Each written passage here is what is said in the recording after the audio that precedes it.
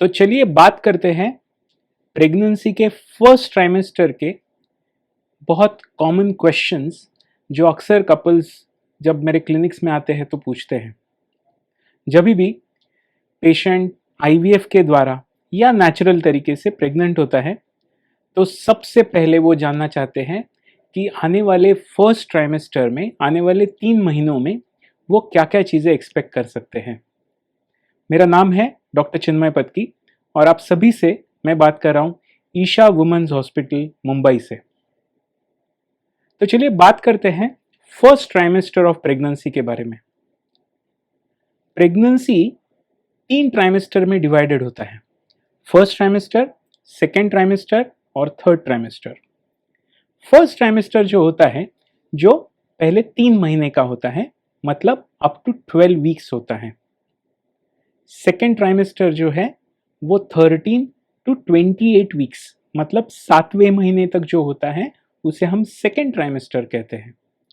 और 7वें महीने से 10वें महीने तक जो होता है उसे हम कहते हैं थर्ड ट्राइमेस्टर।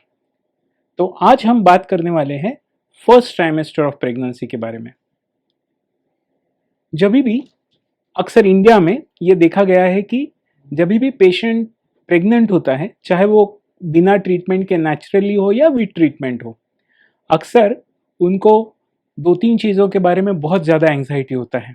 पहला कि अब जब हम प्रेग्नेंट हो गए हैं तो हमें कुछ चीज़ें बदलनी होगी क्या? दूसरा, हमें खाने में क्या क्या खाना होगा? और तीसरा, क्या हम काम कर पाएंगे? क्या हम एक्सरसाइज कर पाएंगे? क्या हम ऑफिस जा पाएंगे? क्या हम ट्रैवल कर पाएंगे? और भी कई सारी चीज़ें। आज के वीडियो के माध्यम से इन्हीं सब चीज़ों के बारे में मैं बहुत विस्तृत रूप से आपको बताने वाला हूँ।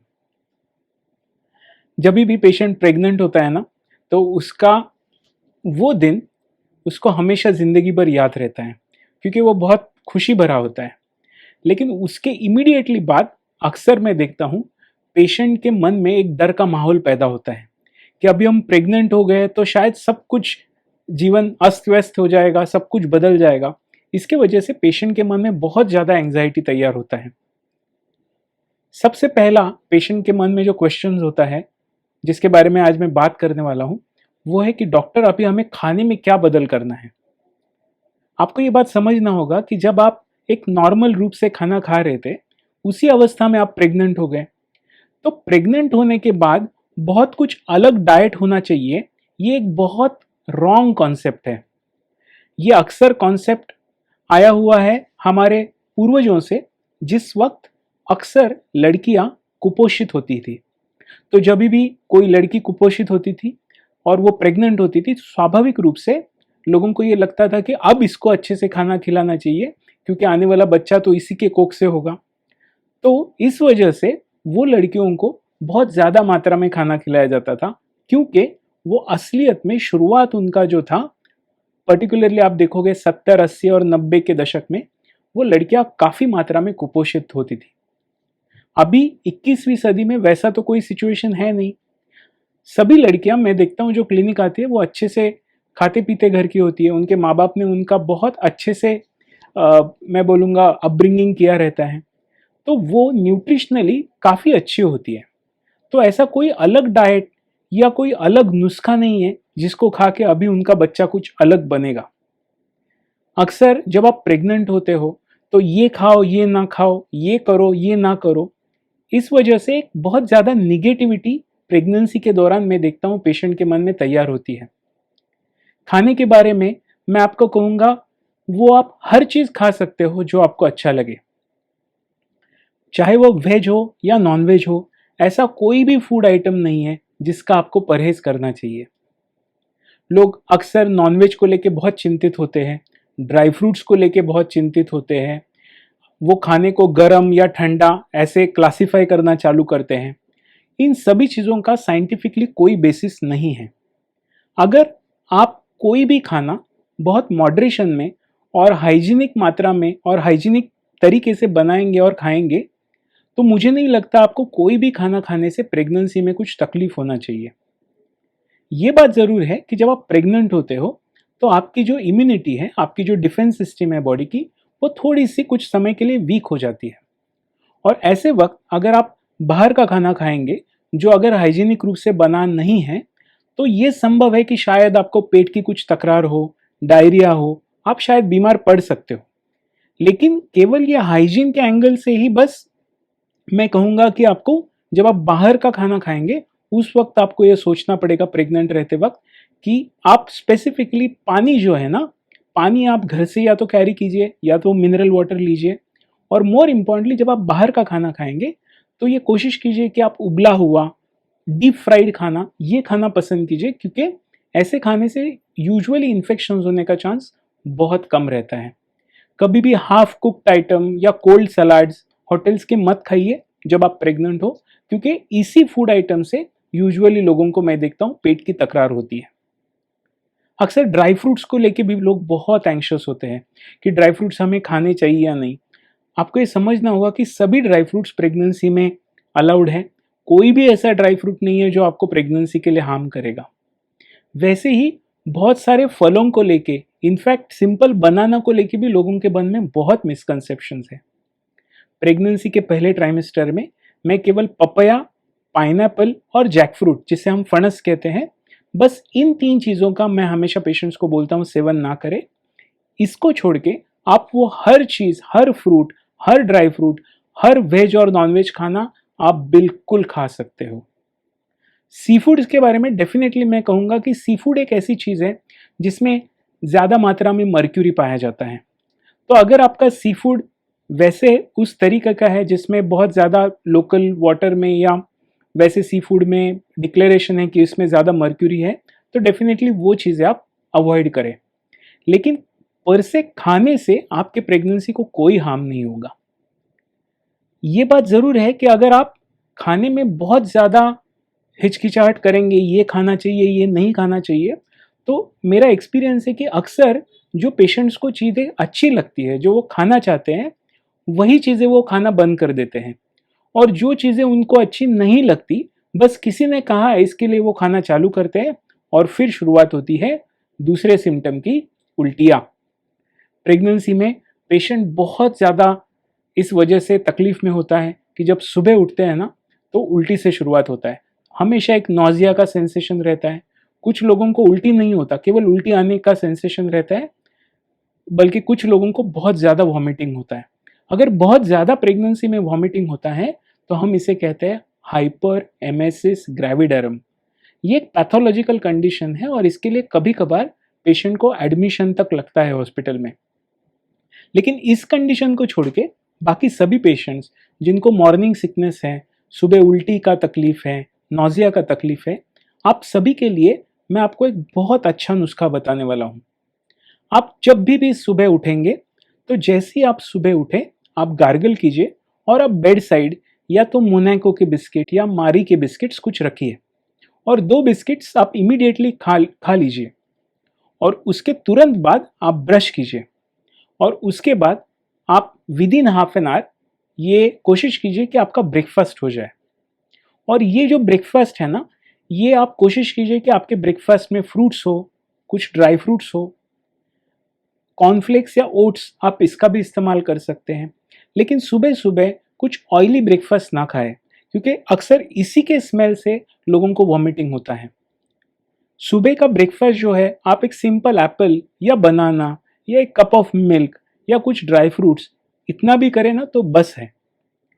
पहले ट्राइमेस्टर ऑफ प्रेगनेंसी में आप कितना खाना खाते हो, इसको कोई इम्पोर्टेंस नहीं है। आपको बस ये देखना है कि आप फ्रीक्वेंट इंटरवल में खाना खाएं, ताकि आपका कैलोरिक इंटेक अच्छे से मेंटेन रहे।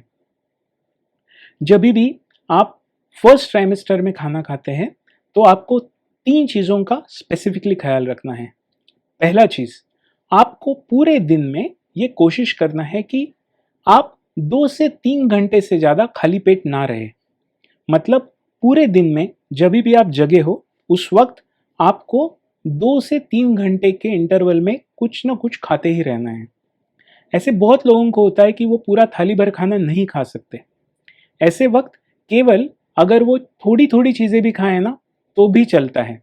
अगर वो थोड़ा-थोड़ा नाश्ता, थोड़ा-थोड़ा कुछ fruits, dry fruits, laddoo, even ice cream भी खाए तो भी चलता है।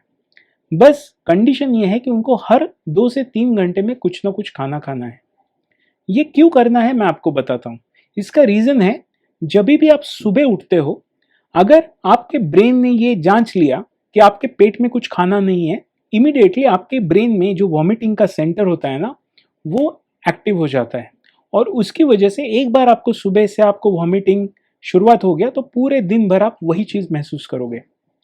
तो सुबह उठते ही जब आप इमीडिएटली 2 बिस्किट्स खाओगे, उसके बाद ब्रश करोगे और उसके हर 2-2 घंटे में आप कुछ ना कुछ अगर खाते रहोगे, तो ऐसा संभव ही नहीं है कि आपको बहुत ज़्यादा वॉमिटिंग या नॉज़िया की परेशानी हो। मैंने मेरे 15 साल के करियर में उन सभी पेशेंट्स को ये रूल फ़ॉलो करते हैं, उनको हमेशा देखा है कि उनका वॉमिटिंग, नॉज़िया हमेशा कंट्रोल में रहता है। वॉमिटिंग और नॉज़िया कंट्रोल करने के लिए टैबलेट्स भी काफ़ी सारे अवेलेबल है और ये टैबलेट्स आप डेफ़िनेटली इसका सेवन कर सकते हैं। इसका सेवन करने से बेबी को कोई परेशानी नहीं होती। आप बस इतना चीज़ याद रखिए, आपको वॉमिटिंग किसी भी सूरत में मिनिमाइज़ रखना है और हर 2-2 घंटे में आपको खाना खाना है। इसके साथ-साथ आपका जो लंच और डिनर का टाइम है, ये भी बहुत इम्पोर्टेंट है। हमेशा आपका लंच जो है, कोशिश कीजिए कि आपका सुबह का जो लंच है, खाना है, वो 11 से 1 के बीच में ही हो। मैं प्रेफ़र करूँगा अगर पेशेंट्स 11 से 12 के बीच में ही खाएँ और उनका दूसरा जो खाना है, डिनर है, वो शाम को 7 से साढ़े 7 बजे तक खत्म हो जाना चाहिए। अगर पेशेंट्स ये रूल फ़ॉलो करते हैं कि शाम का उनका डिनर 7 टू 7:30 में ही खत्म हो जाए, तो उसके बाद उनको एसिडिटी, हाइपर एसिडिटी, खाना ऊपर-ऊपर आना, डकारे आना, ये सब तकलीफ़ होने का चांस बहुत ही कम होता है। अक्सर एक खाने के बारे में सवाल होता है, वो ये होता है कि डॉक्टर हमें आप कुछ स्पेसिफ़िक डाइट बताइए, जिसकी वजह से हमें पता चले कि हम एक ठीक रूप से हम डाइट ले रहे हैं प्रेगनेंसी में। तो उस चीज़ का जवाब है, मैं सभी पेशेंट्स को बताता हूँ कि आप दिन में केवल ये चीज़ याद रखना है कि आपको डेली 1 मुट्ठी ड्राई फ्रूट खाने हैं। आपको 2 नंबर 2 बार आपको खाना खाना है, सुबह 11 बजे और शाम को 7 बजे।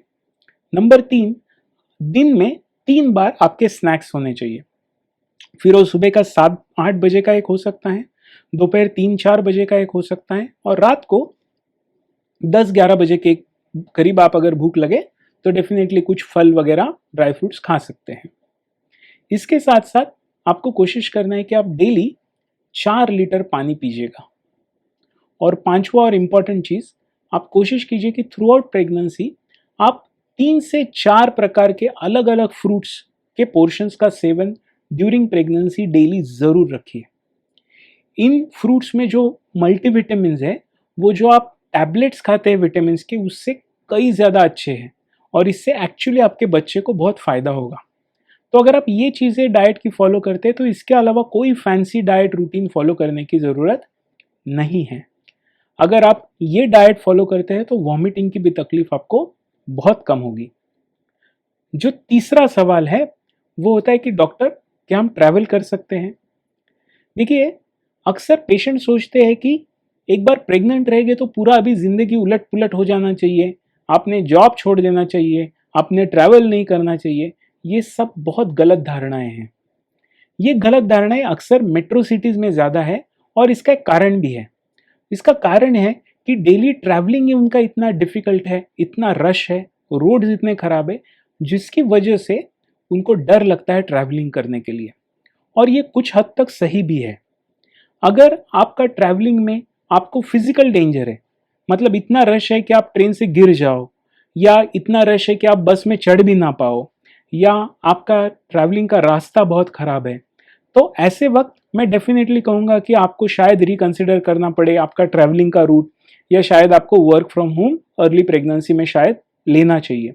लेकिन अगर आपका ट्रैवलिंग बहुत ही कंफर्टेबल है, आपके जॉब कंडीशंस बहुत ही कंफर्टेबल है, आप अगर बहुत खुश हो ट्रैवल करके और जॉब करके, तो उसको मत छोड़िए, क्योंकि जॉब करने से या ट्रैवल करने से पर से प्रेगनेंसी को कोई धोखा नहीं पहुंचता। ये गलत धारणा है और अननेसेसरी आप आपका करियर मत खराब कीजिए जस्ट बिकॉज आप प्रेग्नेंट है इसके लिए। जो चौथा चीज़ जो अक्सर पेशेंट्स मुझे पूछते हैं, वो है कि जब प्रेगनेंसी रहता है, तो प्रेगनेंसी रहने के बाद क्या सहवास हो सकता है, क्या संबंध रख सकते हैं, क्या सेक्सुअल इंटरकोर्स अलाउड है? तो उस चीज़ का जवाब है बिल्कुल हाँ।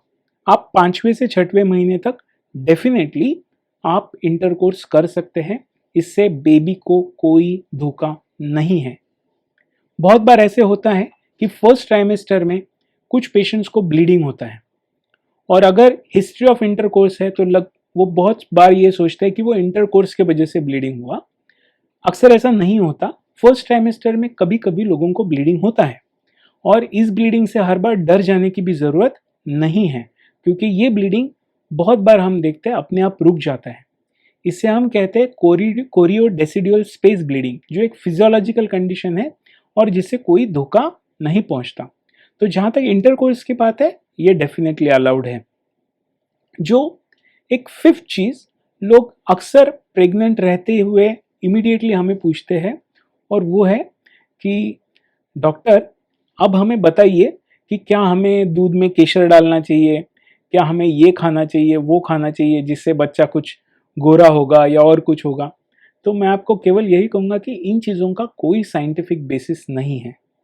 ये चीज़ें बस आपके ये मनगढ़ंत कहानियाँ हैं, इसका साइंटिफिक बेसिस कोई नहीं है।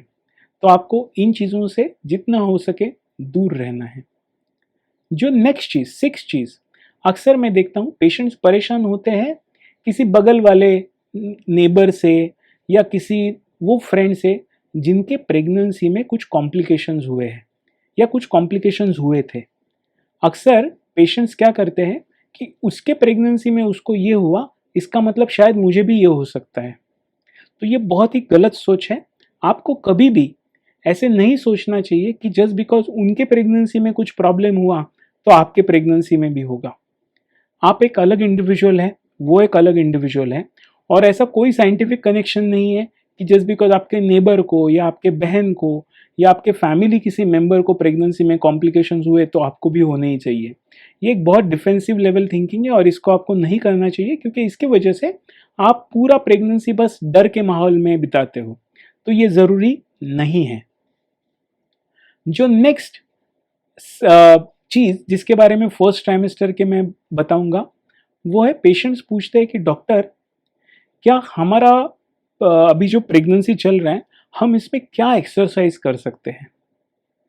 लोग, मैं देखता हूँ जैसे ही प्रेग्नेंट होते हैं ना, उनको खाना और एक्सरसाइज इसके बारे में वो इमीडिएटली अवेयर हो जाते हैं। जिन लोगों ने उनके पूरे उम्र भर, जिंदगी भर कभी ना एक्सरसाइज किया था, ना कुछ टाइमली खाना खाया था, वो लोग भी सडनली पूछना चालू करते हैं कि डॉक्टर अभी हमें क्या एक्सरसाइज करना चाहिए। मैं आपको बताऊंगा, एक्सरसाइज इन प्रेगनेंसी ये बहुत सब्जेक्टिव थिंग है। अगर आप एक ऐसे व्यक्ति हो जो हमेशा एक्टिव रहे, हमेशा एक्सरसाइज करते थे, तो आपको बिल्कुल प्रेगनेंसी में भी आपके वो एक्सरसाइजेस कंटिन्यू रखने चाहिए। इतना ज़रूरी है कि जिम में बहुत ज़्यादा हेवी लिफ्टिंग मैं रिकमेंड नहीं करूँगा, लेकिन अगर आप वॉकिंग करते हो, अगर आप योगासना करते हैं, तो डेफिनेटली आपको ये चीज़ें करनी चाहिए। लेकिन अगर आप उनमें से हो जो कभी भी एक्सरसाइज नहीं करते, जो कभी भी योगासना नहीं करते, तो उन लोगों को मैं डेफिनेटली कहूँगा कि प्रेगनेंसी में अगर आप एक्सरसाइज करें तो इसका महत्व है। इससे आपका ब्लड फ्लो मेंटेन रहता है, ब्लड प्रेशर मेंटेन रहता है, ब्लड शुगर मेंटेन रहता है। तो for the beginning, for the starter, आप इतना ज़रूर कर सकते हैं कि आप डेली 30 to 35 मिनट्स वॉकिंग के लिए ज़रूर जाए। फिर आप बाकी का कोई एक्सरसाइज करें ना करें, ये एक्सरसाइज ज़रूर करें। लेकिन इसके अलावा अक्सर जो सबसे बड़ा प्रेगनेंसी का दुश्मन है, वो मैं पेशेंट्स को अक्सर उसको करते हुए देखता हूँ, और वो है बेड रेस्ट। जैसे ही पेशेंट प्रेग्नेंट होता है, सब लोग उसके पीछे पड़ जाते हैं कि अभी आप बेड रेस्ट करो, सो जाओ, सुबह सो जाओ, दोपहर को सो जाओ, रात को सो जाओ। लगभग ऐसे हो जाता है कि वो लड़की को सोने के अलावा कुछ काम ही बाकी नहीं रहता। तो ये जो बेड रेस्ट है ना, ये प्रेगनेंसी का बहुत बड़ा दुश्मन है। मैक्सिमम प्रेगनेंसी के जो कॉम्प्लिकेशंस है ना, ये इसी बेड रेस्ट के वजह से होते हैं। एक्सेसिव वजन बढ़ना, शुगर्स बढ़ना, ये सब चीज़ें केवल बेड रेस्ट की वजह से होते हैं। तो ऐसा कहीं पे लिखा नहीं है मेडिकल लिटरेचर में कि आप बेड रेस्ट करोगे तो आपको कुछ कॉम्प्लिकेशंस नहीं होंगे। इनफैक्ट अगर आप बहुत ज़्यादा बेड रेस्ट करते हैं तो इससे उल्टा आपके बेबी को ब्लड फ्लो कम पहुंच सकता है। तो बेड रेस्ट का कोई रोल नहीं है। बहुत कम ऐसे मेडिकल कंडीशंस है जिनमें गिने चुने पेशेंट्स को बेड रेस्ट रिकमेंड किया जाता है, लेकिन बाकी मेजॉरिटी पेशेंट्स को हम बोलते हैं आप बेड रेस्ट ना ले। तो अगर आप बेड रेस्ट नहीं लेते तो आपको क्या करना चाहिए? आपको दिन भर एक्टिव रहना चाहिए। फिर आप डेली एक्सरसाइज करो या ना करो, अगर आप ऐसे व्यक्ति हो जो सुबह से उठ के रात को सोने तक फुल्ली एक्टिव हो, आप डेली आपका काम करते हैं, फुल्ली एक्टिव हैं, तो ऐसे लोगों को एक्सरसाइज भी करने का जरूरत नहीं है। और ऐसे भी लोग जो केवल रोज आधा घंटा एक्सरसाइज करेंगे और बाकी के 23 घंटा बस सो के निकालेंगे, वो बात बहुत गलत है। ऐसे एक्सरसाइज का भी कोई फायदा नहीं है। तो याद आपको रखना है कि ड्यूरिंग प्रेगनेंसी आपको एक्टिव रहना है। फर्स्ट ट्राइमेस्टर में नेक्स्ट चीज अक्सर पेशेंट्स को डाउट जो आता है वो आता है कि बहुत बार पेशेंट्स कंप्लेन करते हैं कि उनके पेट में थोड़ा थोड़ा दर्द होता है। ये बहुत ही स्वाभाविक है, बहुत ही नॉर्मल है। ये यूट्रस के इनिशियल कॉन्ट्रैक्शंस होते हैं। इससे आपको और बेबी को कोई डेंजर नहीं है। हाँ, ये बात ज़रूर है कि अगर बहुत ज़्यादा पेन होने लगा या ब्लीडिंग हुआ तो कुछ एबॉर्शंस के सिम्टम्स हो सकते हैं, लेकिन मेजॉरिटी केसेस में अगर पेशेंट कंप्लेन करे कि थोड़ा सा निचले पार्ट में थोड़ा सा पेन लग रहा है तो ये नॉर्मल है। इससे आपको कोई प्रॉब्लम नहीं होगा। जो नेक्स्ट चीज़ है फर्स्ट ट्राइमेस्टर ऑफ प्रेगनेंसी, वो है ब्लीडिंग इन प्रेगनेंसी। इसके बारे में जैसे ही मैंने अभी थोड़े वक्त पहले कहा था आपको, ब्लीडिंग इन प्रेगनेंसी एक ऐसा टॉपिक है ना जिसमें जैसे ही कुछ ब्लीडिंग हुआ पूरी फैमिली डर जाती है। वो यही सोचते हैं कि अभी अबॉर्शन हो जाएगा। देखिए, जब बच्चा रहता है बच्चादानी में, यूट्रस में, तो यूट्रस के अंदर जब बच्चा रहता है ना, तो बच्चा और यूट्रस के बीच में एक स्पेस होता है जिसे हम कहते हैं कोरियोडेसिडुअल स्पेस। और इस स्पेस से पहले ट्राइमेस्टर में मैं देखता हूँ कभी कभार पेशेंट्स को थोड़ा थोड़ा ब्लीडिंग या स्पॉटिंग होता है। हम इतना तक देते हैं कि पेशेंट के जो मेंसेस का टाइम है उस वक्त उनको हर महीने थोड़ा थोड़ा ब्लीडिंग होता है। अगर ऐसे कुछ होता है तो ऐसे केसेस में बिल्कुल डरने की ज़रूरत नहीं है। इससे आपके प्रेगनेंसी को कोई हार्म नहीं पहुंचता। अगर बहुत ज़्यादा ब्लीडिंग है, क्लॉट जा रहे हैं, पेन हो रहा है, तो डेफिनेटली आपको आपके डॉक्टर के पास जाना चाहिए। लेकिन ब्लीडिंग पर से या थोड़ा सा स्पॉटिंग हुआ तो इससे इमीडिएटली डरने की कोई बात नहीं है। ये थी कुछ बहुत कॉमन धारणाएं जो फर्स्ट ट्राइमेस्टर ऑफ प्रेगनेंसी में अक्सर लोग इसके बारे में सोच सोच के बहुत परेशान होते हैं। इसके साथ ही एक और जो चीज़ है जो फर्स्ट ट्राइमेस्टर के साथ कनेक्टेड नहीं है, लेकिन जिसके बारे में फर्स्ट ट्राइमेस्टर से ही बात शुरू होता है, और वो होता है कि डॉक्टर, क्या मेरा नॉर्मल डिलीवरी होगा या सी सेक्शन होगा? आपको ये समझना पड़ेगा कि आपका डॉक्टर डॉक्टर है, ज्योतिष नहीं है। 9 महीने के बाद क्या होगा ये ना आप प्रेडिक्ट कर सकते हो ना आपके डॉक्टर। तो कोई भी अगर आपको कुछ जवाब देता है तो वह बस मनगढ़ंत कहानी होगी, क्योंकि संभव ही नहीं है कि कोई बता पाए आपका डिलीवरी नॉर्मल होगा या सी सेक्शन होगा 9 महीने के बाद। लेकिन इतना ज़रूर है कि अक्सर आपको वही बोलना चाहिए जो आप चाहते हो। मैं पेशेंट्स को देखता हूं कि पेशेंट्स केवल 9 महीना यही चीज़ बोलते रहते कि उनको सी सेक्शन नहीं चाहिए।